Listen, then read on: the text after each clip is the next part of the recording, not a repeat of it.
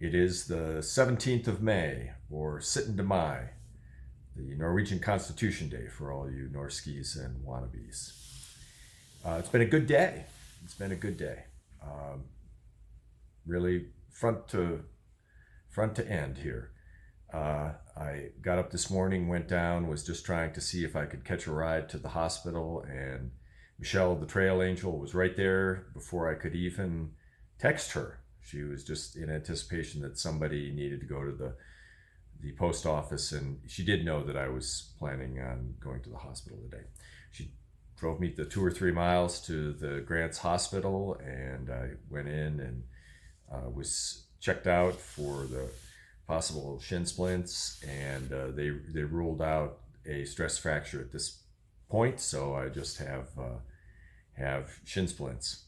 And this reminded me of an incident a couple of years ago when I was on the AT, and I thought I was tearing my knee up, and I went in to see a military doctor, and fully anticipating 99% of the time, a military doctor saying, well, you're doing something stressful. Well, don't do that anymore.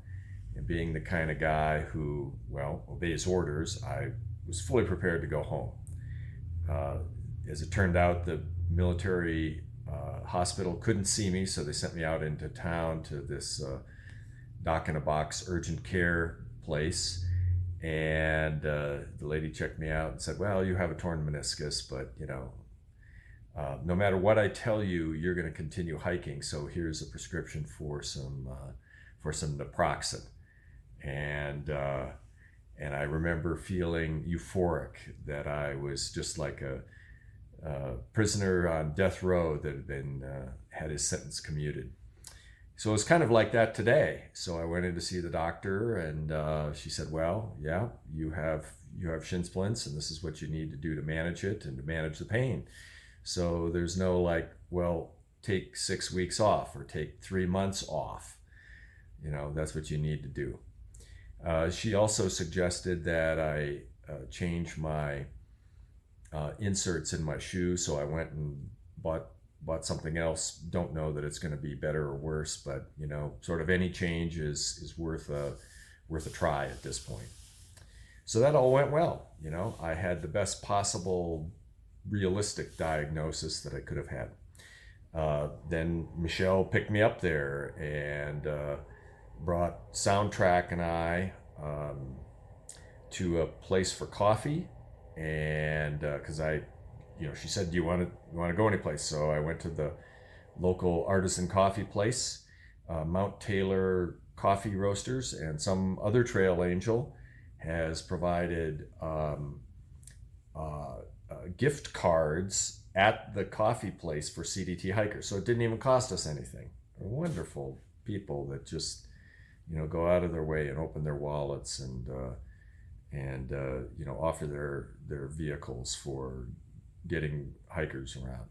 So it was nice. And we also got to see a little bit of Grants. Grants is all spread out, kind of like a typical Western town. I mean, miles. So I would not have walked that otherwise. So I got to see a little bit of Grants and talk to Michelle, who's lived here for many years. And then got my resupply done, figured out exactly where the water is going to be, did my transcription of the water that I failed to do in case Guthooks fails me again with losing the comment. So I have it pretty much planned out for the next 100 miles.